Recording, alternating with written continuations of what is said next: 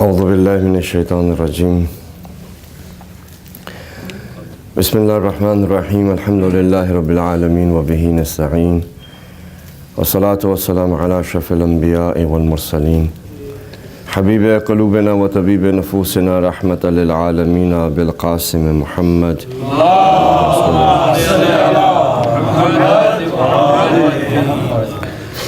والصلاة والسلام على أهل بيته الطيبين الطاهرين المعصومين المظلومين ولعنة الله على أعدائهم أجمعين.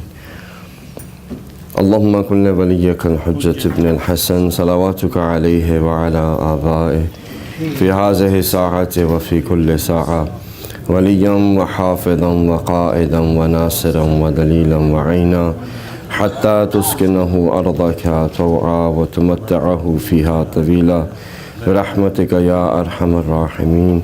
اللهم صل على محمد. أما بعد، السلام عليكم ورحمة الله وبركاته. All praise and glory belongs to Allah, the creator of this universe, the one who has given us the ability to be able to choose between the right and wrong. In doing so, we are able to come to a point where it reflects in our actions. The last, I think today is probably the third day. What we've been discussing was just to build a bit of a ground for the topic that I had in mind. And the topic I mentioned to you the first day, the event of Karbala gives us a clear perception of what it takes to believe in the oneness of Allah subhanahu wa ta'ala.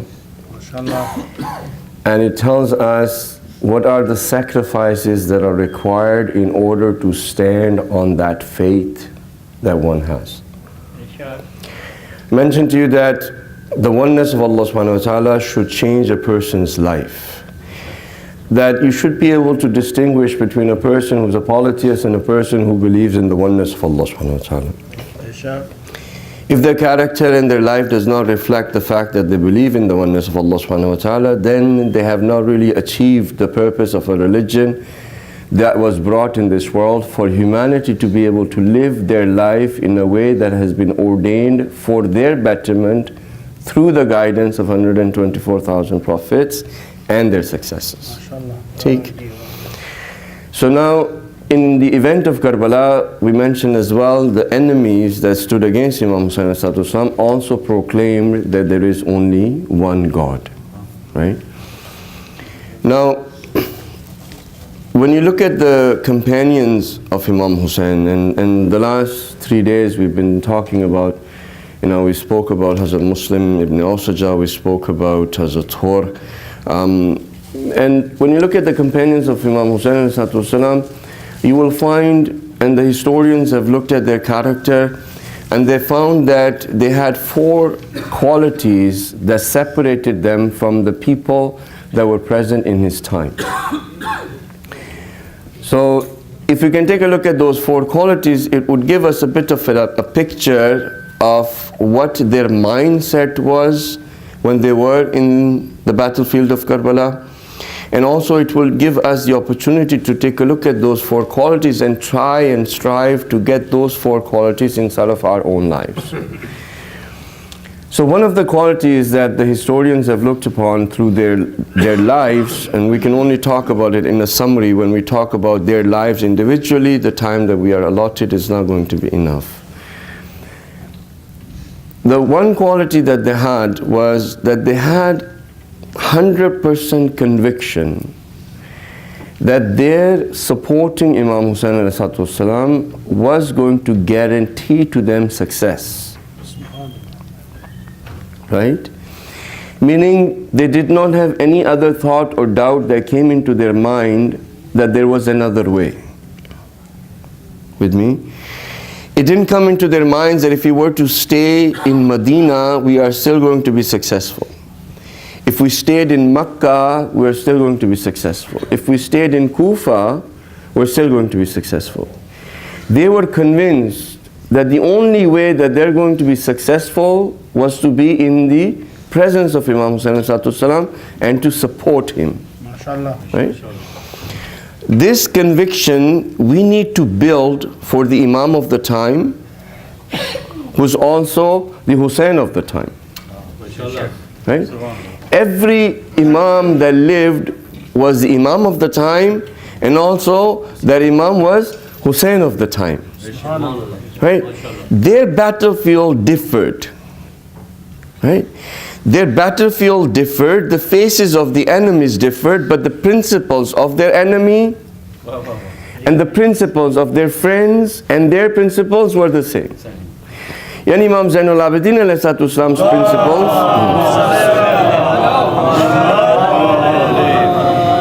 and we spoke about him a little bit yesterday, his principles were the same principles as of Imam Hussain alayhi salatu wasalam. Right? Imam Baqir, Imam Sadiq, every single Imam stood exactly on the same principles. And their enemies stood exactly on the same principles as Yazid, Shimr, and so forth and so forth. Okay? So this is actually continuing. If you want to go further back, Imam Hussain, the principles he stood for, they were the same principles that the Holy Prophet Hazrat Muhammad sallallahu alayhi wa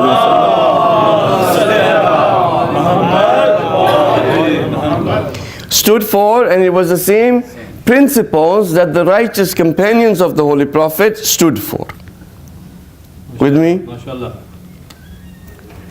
You can take those principles and go into the lives of every prophet, and you will see that it is the same. From Hazrat Adam ﷺ till the last person that you're going to find on the face of this earth, if there are any principles of good, you will find them to be those. If you find something evil and bad, you will find the same principles. And it's going to continue. Therefore, the Imam of the time, one of the things that he has as a responsibility is to take the revenge of the blood that was shed in the battlefield of Karbala. Right? With me? Yeah. Now, the individuals who were the enemies of Imam Hussain, they have died. They no longer exist. 1396 years ago, Shimr died, Muawiyah died, Yazid died, and so forth and so forth. Now, when Imam comes, whether it's after 500 years, or it's 1,000 years, or 200 years, or he comes on Friday, or he comes today, right?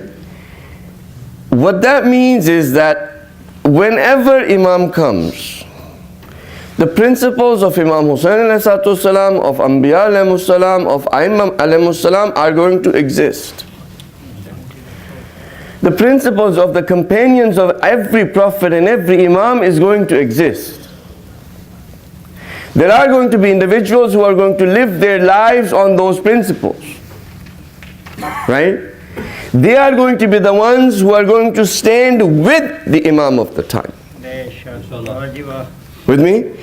And in his time, whenever he comes, may it be soon, the enemies that existed in the times of Aimma, in the times of prophets, their principles are going to exist as well. And there are going to be individuals who are going to live their lives upon those principles. And when that battle happens, when that war happens of end of times, it's going to be between these two principles.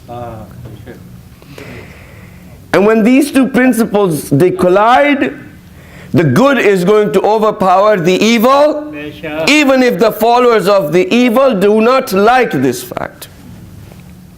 Right? The verse of the Holy Quran says that He is the one who has sent the Prophet with guidance and with the true religion. That true religion is going to overpower all of the religions, even if the polytheists who are not believing in the oneness of Allah subhanahu wa ta'ala do not like this. So that promise is going to be fulfilled. With me so far? In every era that human beings have existed, they had two choices. Right? Remember we started with choices? Yeah. In every era, when human beings existed, they had two choices. Either to take the principles of Imam Hussain. Alright? Either to take the principles of Imam Hussain, his companions, or take the principles of the enemies of Imam Hussain and their companions. With me? Therefore, you know that poetry that we all have, and on your t-shirts as well, you find it, that every land is Karbala, and what is it? You have it. Every land is Karbala, and every day is Ashura. With me? If those principles died, yeah? If those principles were dead of Imam Hussein and of evil, then there was no Karbala every day, and there was no Ashura every day. Right?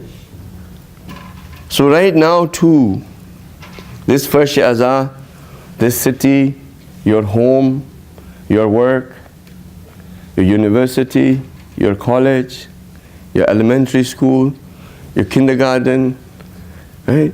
Wherever you happen to be, that is called land of Allah subhanahu wa ta'ala, is actually Karbala.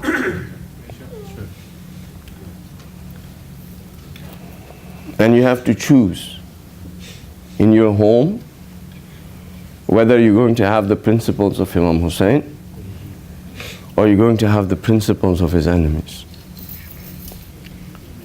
On this first Azah, you have to choose whether you're going to have the principles of Imam Hussein or you're going to have the principles of his enemies. In your universities, you have to choose. And every day you have to choose. It's not for, 10 days or 2 months or 8 days. It's not that. Every day you have to choose which principles you're going to have. Therefore, whichever day the Imam of the time comes, depending on which principles you have chosen, that will determine whether you are with him or you are against him. Thank you. We do not have the time to be able to say that, no, tomorrow I will choose the principles of Imam Hussein. You do not know, I do not know. What if tomorrow, before we can choose between the principles of evil and goodness, Imam of the time is here? What will we do then? Right? You can either live a life which is based on goals, or you can live a life based on principles. Imam Hussein lived his life based on principles. The end result, he left it in the hands of Allah subhanahu wa ta'ala. With me? He said that a person like me cannot pay his allegiance to a person like Yazid. What is that? That is a principle. That the principles I stand for cannot pay allegiance on those principles that he is standing on, that are the principles of the enemies of Allah subhanahu wa ta'ala. That the friend of Allah subhanahu wa ta'ala's hand cannot go on the hand of the enemy of Allah subhanahu wa ta'ala. Right? If you look at their whole lives, they were based on principles and they upheld them every single day. What is the life that we are taught to live? It's based on goals, results. Yeah? Achievements. Yeah, achievements. What are you doing? Well, I'm going to university. What are you going to do? What is the result when you get to university? Well, I will become a doctor, lawyer, engineer, and so forth. I will have that. What about getting to that place of being a lawyer or doctor? Are you going to have any principles? No, I don't really require any principles. All I have to do is pass the exams, go to the lectures, right? And I'm done. Yeah, really, you are done. And I've got the degree. Now what else are you going to do? I'm going to go through the practice of, for example, I'll do, what do you have here for being a doctor, the first when you graduate, like house something? In-house training. I'll go through that, then I'll get my own surgery. What are you going to do then? Well, I'll, get married. What are you going to do then? Then I will have children. What are you going to do then? Then I'm going to make them go to university and become doctors, lawyers, and engineers. Goal-driven. Then what's going to happen then? Then I will have them grow up, and then I'm going to have them get married. And then what's going to happen? Well, they will get married. I will become a grandfather or a grandmother. Then what's going to happen? They are going to grow up, and my grandchildren, alhamdulillah, are going to grow up, and they're going to become lawyers and doctors and engineers. And then what's going to happen? They're going to get married and they're going to have their children. Humanity has been stuck in this rat race for, years. I don't know if you know, have you seen hamsters? Yes. Lighten up the mood a little. Hamsters, have you seen them? Yes. They're like kind of like mouse and rabbit kind of crossed. They're furry, they're very nice, cute. And in their instinct, Allah subhanahu wa ta'ala has made in their instinct to move. They cannot sit still. Okay? They are programmed in their instinct to move. How can you keep them in captivity, something which is designed to move? How can you keep something in one place that is designed to move? Right? What do? You get a cage and you get a hamster wheel. Yeah? You get a hamster wheel, and this poor hamster wakes up in the morning, gets his, coffee, brushes their teeth, gets their fried egg or scrambled egg or toast, gets onto the hamster wheel, thinking is going somewhere. 5 o'clock happens, 6 o'clock happens, job done, gets off the hamster wheel, comes back, looks after the children a little bit, have their meal, watch a bit of telly, yeah? That's awesome. And then go to sleep and then wake up and get back on the hamster wheel. And what happens? The hamster is thinking is going somewhere. Well, I'm designed to move, I'm moving. Right? I should get somewhere. But day in and day out and day in and day out, it's not going anywhere. The same being that was created for movement to go from A to B and continue moving has been now entrapped in one place. You know that we are made for movement? Indeed we are. We are. Our body has been designed for movement. And the more you move, the more healthier you're going to be and the longer you're going to live. They say that if you're sitting down for 20-25 minutes, you should get up for at least 4 minutes or so. So get up, stretch yourself. Why? Because your body is designed that way. Right? So how to keep somebody who's designed that way in one place? Create a hamster wheel. Where is that hamster wheel? I just mentioned it to you. Hamster wheel, go to kindergarten, elementary school, high school, college, university, become a doctor, lawyer, engineer, plumber, car mechanic, whatever, get married, have children, their children grow up, get married, get children grow up, get married. It continues. And when a person gets to be 70 or 80 years old, they're like, I must have gotten somewhere. And they start realizing that, all of that I've done, is just going to stay here. I'm already like this in grave. What did I do? Then they start thinking, I didn't do Hajj. And let me go quickly do Hajj. They start realizing that during that hamster wheel process, they missed out a few prayers. Let me quickly do my qaza prayers. There were days they were very hot, I missed out my fasting. Let me quickly get my fast done, or if my blood sugar is not proper, or BP or cholesterol, I'll pay somebody to.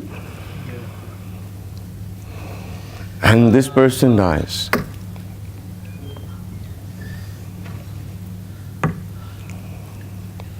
This is the biggest deception of shaitan. A being that was created for movement to become the representative of Allah subhanahu wa ta'ala, he put him down so much that he was put down to the amount of animals or lower.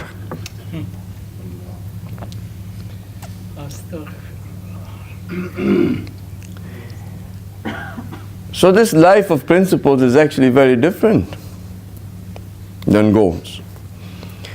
Imam Hussain ﷺ and his companions, they knew that the principles that we are there to protect, in protecting those principles, even if all of our jobs go away, right? Hazrat Zuhair had to let go of everything that he had.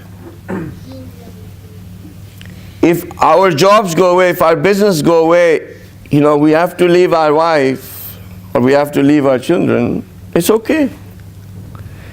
Because these principles need to be protected. And these principles stand with Imam Hussain ﷺ. So therefore we need to stand with him. We need to be convincing that that is the reason that we're going to be successful. I swear to you, at the moment, because we have lived our lives based on goals, when the Imam of the time comes, and if we did not live our lives on principles, I don't know if we're going to be able to stand with him. Because we saw the purpose of our lives in our houses, in our cars, in our money, in our education. And now we have to leave all of that. Can you imagine if he comes tomorrow? You have to leave your doors open, pick up nothing, as soon as you hear the call, you have to be out the door. You cannot say that, okay, let me say Khudafiz to my wife or my children, or let me grab this or let me grab that. No. You have to go. Because the danger is, if you stop and you start looking at your 5-year-old daughter and you start thinking, well, the call came, but I don't know if it's the Imam. I'm not really sure. People are saying, how can I leave her? Right now, we are being tested, and I'm, a lot of the times people have a problem getting to a majlis that's 45 minutes away. A lot of the times people have a problem staying late because they have a job in the morning. A lot of the problem people have a hard time staying the azan of Imam Hussain ﷺ because their children have school tomorrow morning. I remember when I was young, we didn't say to Maulana, or some places to turn the mic off or something. Right? They would sit down, they would talk, you're tired, you don't understand anything, but you're sitting there, it's like 12 o'clock, 1 o'clock in the morning. The parents knew that we have to go to school. They said, they need to learn to sacrifice. They need to know that this azan of Imam Hussain ﷺ requires sacrifice. It cannot be accomplished by, because that love needs to be propagated, it needs to be taken care of, it needs to be nurtured, so that you can get to a point of sacrifice. With me? Okay, if you can recite a loud salawat.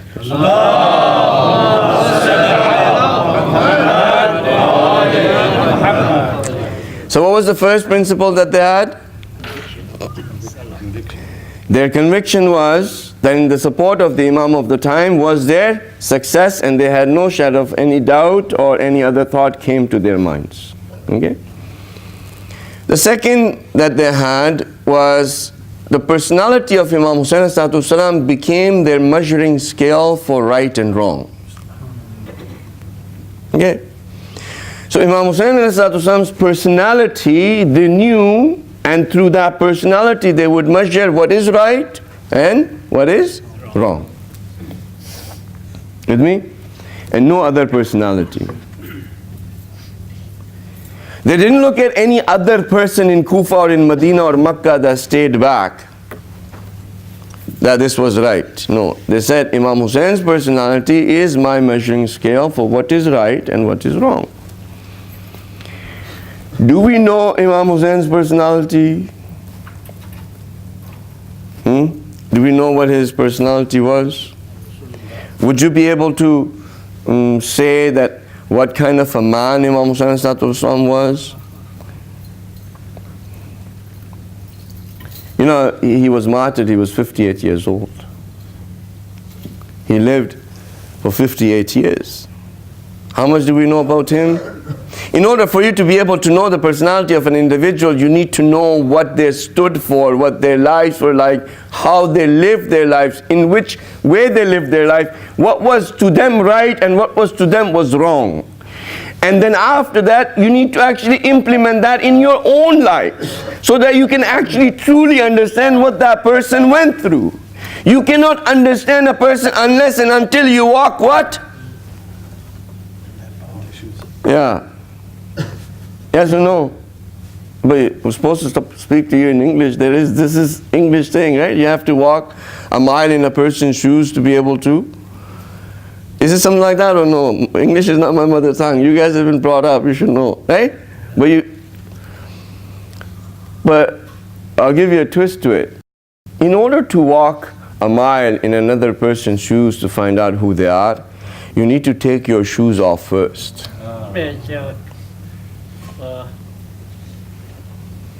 If you don't take your shoes off first, you can't get into those shoes. And you can't walk a mile and understand that person. We need to let go of our own measuring scales of right and wrong first. We need to find out about the measuring scale of Imam Hussain, his companions, of what is right and wrong. Take all of your perceptions and put them away, and then walk in the shoes of Hazrat Zuhair or Hazrat Thor or Hazrat Muslim ibn Awsaja or companions of Imam Hussain or Imam Hussain of Bani Hashim. And then you live your life that way, you will find out who they were. Do you think that the Hindus, the Sikhs, the Jews, the Christians, they have not read about Hussain? Then Gandhi did not read about Imam Hussain? He did. He has quotes that we narrate and we put it on banners. He understood Imam Hussain through the books, probably more than some of the Shias, they claim. But did he take his own shoes off? He didn't. Right? If he had taken his shoes off and walked a mile in the shoes of Imam Hussain, he would have been someone else. Right?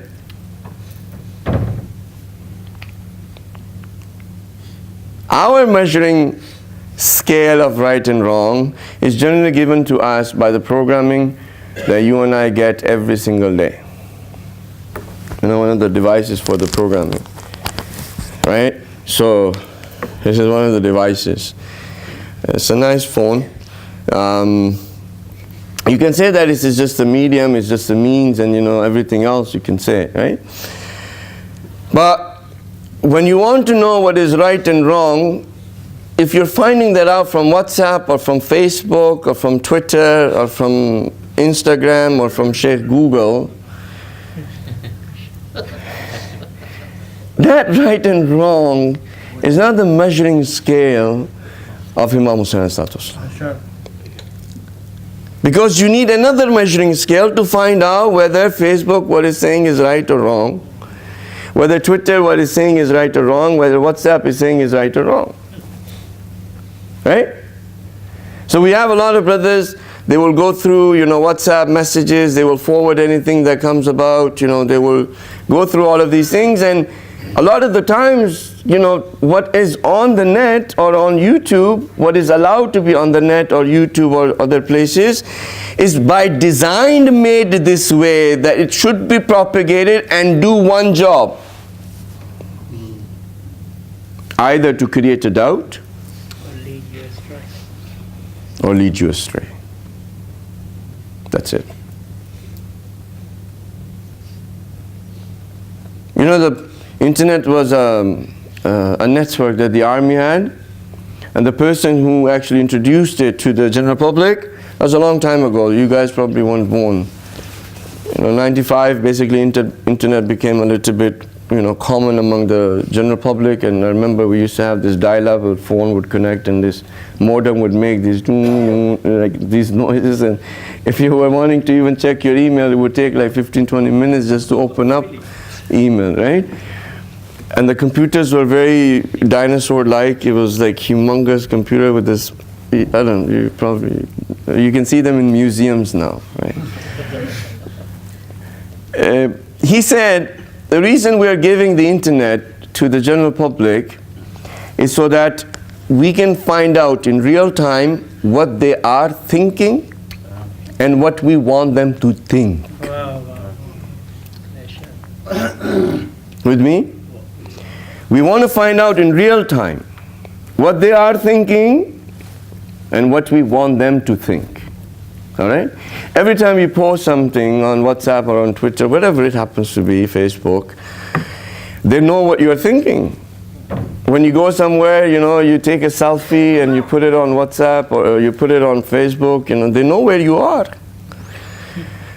And whenever you are going, you know, using, for example, Waze or any of the other areas, as soon as you come closer, there's an ad that comes up of McDonald's. When you open your Gmail, whatever you had searched in Google, the Gmail will give you those ads specifically. And you would be surprised, you know, I had to like fly over, so I put the flight number of that thing in Google and it gave me every passenger's first, last name, what is written in the passport, and telling me the flight is on time from this terminal to that terminal, with my children's and my wife and my name there. Where did it pick it up? From my Gmail, because my confirmation was there. Where was I able to see all of that? I just put it in Google. What? The flight number. I came up with all of that information. So, if we go through just that as our right and wrong, we're not going to be able to get to a particular point. We will be programmed, and our religion is going to get programmed, and before you know it, you and I, we are not going to be the same people that are going to be able to live their lives on principles.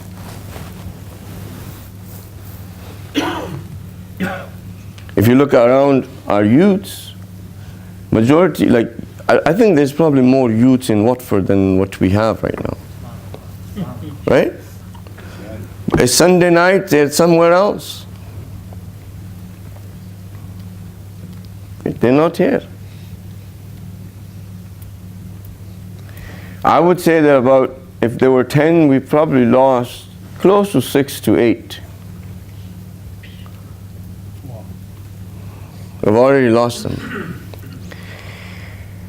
And if we continue losing this way, slowly, all we're going to have in the Majlis is probably the elders that are going to take the seats and some who can sit down on the floor. Because that programming does not allow you to have the measuring scale of Imam Hussein, what is right and wrong. You know what it does? It makes the right of Hussein wrong, and it makes the wrong of Hussein right.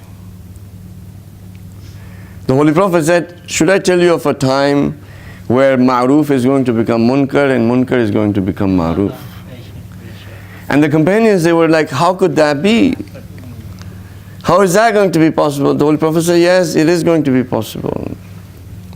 The task is very difficult. I'll continue with the tradition and then move forward. He said a few other things, and he said, 40 of you is going to amount to one of them. With me? 40 of you is going to amount to one of them. And the companions like, how could that be? You know, we were with you, we fought all the battles, we saw Islam grow, and we were everywhere that you were. We saw the revelation come down. The Prophet said that these individuals who are going to live in the end of days, they would not have seen me. And even the Imam of their time is going to be away from their eyes.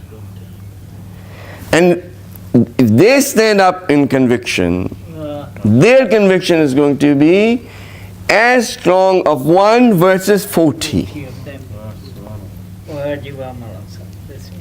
Alright? So the task is difficult. But if you can accomplish this task, right? And it takes a little bit of time. If you can accomplish this task, you will be able to, what? Have that conviction which 1 equals to 40. With me? Alright, so what is the solution then? In order to find out what is the right of Imam Hussain and the wrong of Imam Hussain. I gave that to you, but you're still looking at me as if I've not given you the solution. Right? I mentioned to you what, and maybe you will remember this now. To know a person, you have to walk a mile in their shoes. And what do you have to do first?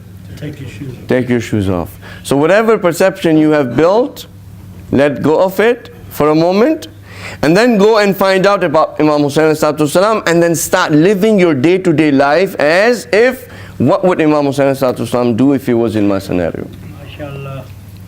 The youth should ask, would Imam Hussain ﷺ get a haircut like I have? Would Imam Hussain ﷺ wear the clothes that I'm wearing? Would Imam Hussain ﷺ choose the same TV shows as I'm choosing? Would Imam Hussain ﷺ choose the same movies as I'm choosing? Would Imam Hussain ﷺ play the same games on PS4, Xbox, or PS4, VR, or whatever it is that I'm choosing? And I can tell you, majority of the time, the answer is going to be no. So why are you choosing that? Because you've been programmed.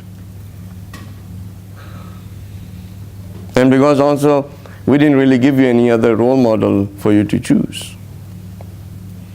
We should have given to you, we should have told you what is the example of the Holy Prophet.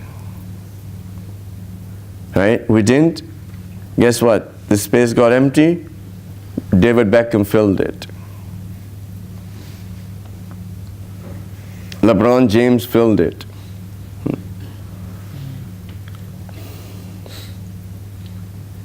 I don't know. A TV show filled it. A movie filled it.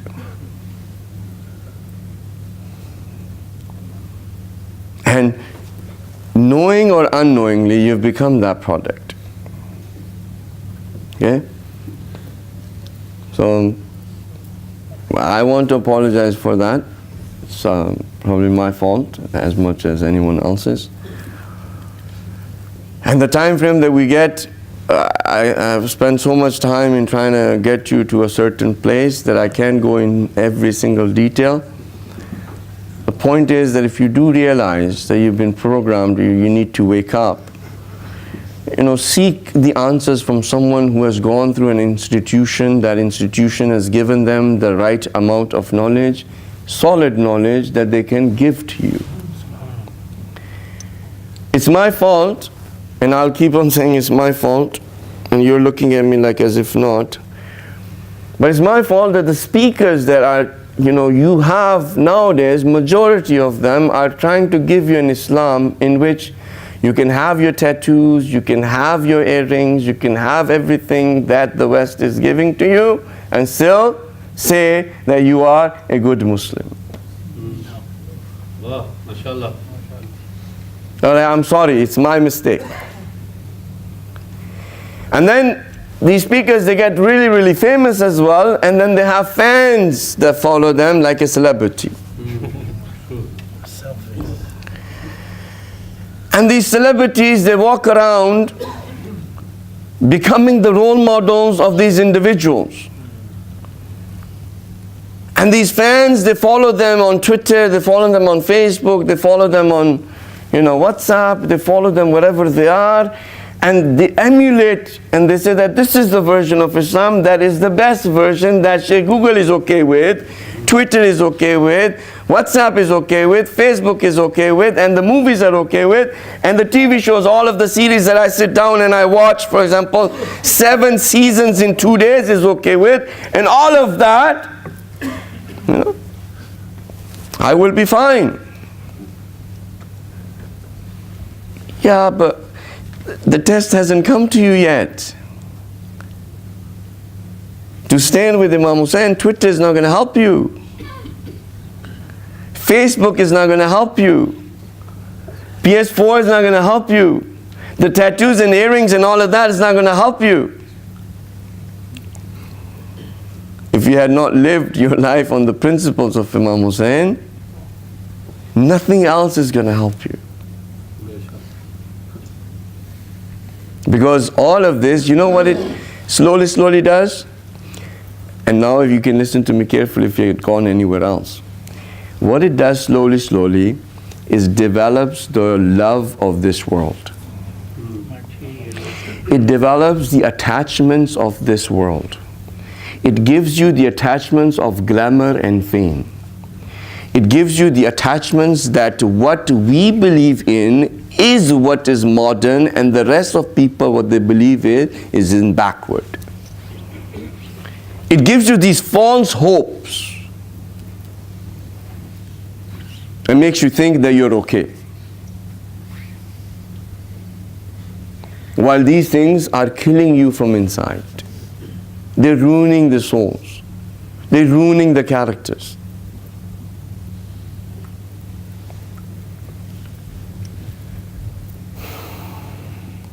Because in your speeches you want someone to be articulate, you want somebody to, get you all excited. And the same thing that I've been telling the elders, stop doing. Today our youths are doing and wanting the same thing. The apple has now fallen too far away from the tree. It's just that now we have these highly paid professionals that are going and entertaining the masses of the youths and creating the fan base that is getting them the worldly things that they require and fulfilling their lowly desires. Right? So the practicality, the practical aspect of Islam in the oneness of Allah subhanahu wa ta'ala is very different. You are my brothers, you are my, my sisters are listening, they are my sisters. I grew up here, right? I went through, probably in those days was very different, but I went through everything that you are going to go through, approximately. And when I had lost my identity, I realized I need to find it in the example of the Holy Prophet.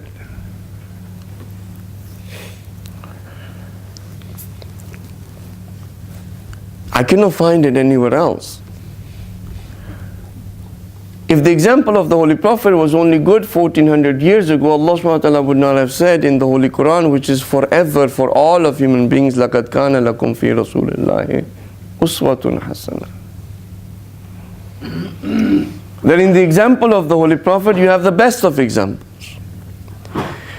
The Holy Prophet's example was emulated by Imam Ali ﷺ. Imam Ali ﷺ's example, which was the example of the Holy Prophet, was emulated by Imam Hassan ﷺ. Imam Hassan ﷺ's example, which was the example of the Holy Prophet, was emulated by Imam Hussain ﷺ and by every Imam.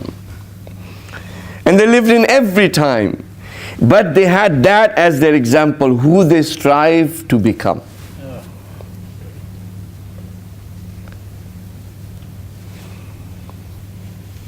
Please do so. And if Allah subhanahu wa ta'ala wills and He gives us the opportunity, maybe I'll go through some of your day-to-day life aspects and see, I can give you maybe examples of how the Prophet would have acted if he was in the same scenario. Alright? So, as far as the history of Karbala is concerned, I've mentioned that you too read the history of the companions, find out about their example. I've given you 2 qualities so far. Inshallah, tomorrow we'll give you a bit more. The concept of crying for Imam Hussain ﷺ, don't have much time at the moment, but in the old days it was a tribal environment. A person of a tribe would die. All of the tribes that were with this tribe, they did not have the same emotional connection, so what they would do is on their funeral they would have these women to be able to recite poetry in a voice that would invoke emotions of crying. So because crying is something that if you were part of that funeral, if you did not cry, people would think that you did not have a relationship with that individual. Okay, so the poetry that we recite, it's supposed to create that environment in which a person's heart kind of breaks and gets connected to Imam Hussain ﷺ or the personalities that are mentioned, and that your heart breaks and you start, the process of mourning. Which is fine. But I think you and I should be in a place where we should not require any sound or we shouldn't require something else to be able to make us cry. The poetries that we have, the marsiyas that we have, the nohas that we have, they have their place, and we need to keep them, and we need to revamp them so that they get out of this, sort of techno and music kind of association that you have the nohas and matams right now, the marsiya right now. Okay. When you come tomorrow, okay, I'll give you something to do. When you come tomorrow, from tonight, every time you drink water, think about the thirst of Imam Hussain. Okay? That's all. You drink water, think about the thirst of Imam Hussain. Think about the thirst of Bibi Sakina. Think about the thirst of Hazrat Ali Asghar. Think about the thirst of the daughters of the Prophet. Just when you're drinking water, think about that thirst. Think about the thirst you have when you are fasting, when your throat is really dry and you take that first sip. Imagine if you could multiply that thirst that you remember in fasting by 3 into the sun that Karbala has. When you are going to sit down, have food, look at that food and remember the hunger of the people in Karbala. Remember the hunger of the kids and the women. When you look at your mother, remember, look at her and think that if my mom's hijab was taken in front of my eyes, what I would do. When you look at your sister, think about that. That if somebody came and snatched her hijab, what you would do, what your emotions would be. When you are at home and you see your little baby, think about Hazrat Ali Asghar, that Hazrat Ali Asghar was about that much. His face was about this big. His neck was about this big. When you are home and you are free, you can come in and out. Think about the prisoners. When you go and you have your mother there and your father there and your family there, be thankful to Allah subhanahu wa ta'ala that you have this. Think about those children who lost their fathers, their uncles in one day. Think about Bibi Sakina, how she would have felt when she saw the severed head of her uncle on a spear. Think what she was thinking at that time when she looked at it. Think about that. And when you come back tomorrow, if you did that, I guarantee to you, once, somewhere, a tear is going to come out of your eye. That association of yours to Imam Hussain is going to last you forever. Because every time you will drink water, you will think of him. Every time you look at your mom, you'll think of him. Every time you look at your father, you think of him. Every single thing that you do, you will think of him.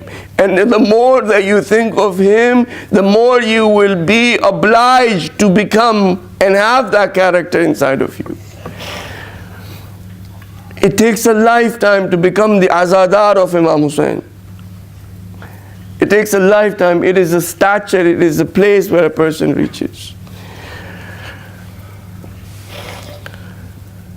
May Allah subhanahu wa ta'ala give you the opportunity to be able to do that. May Allah subhanahu wa ta'ala make us from the companions of the Imam of the time. May Allah subhanahu wa ta'ala give us the wisdom and the courage to be able to stand on principles, live on principles, and die on principles. The same principles that Imam Hussain and all of the Aimma lived upon and died upon. May Allah subhanahu wa ta'ala make the coming of our Imam as soon as possible.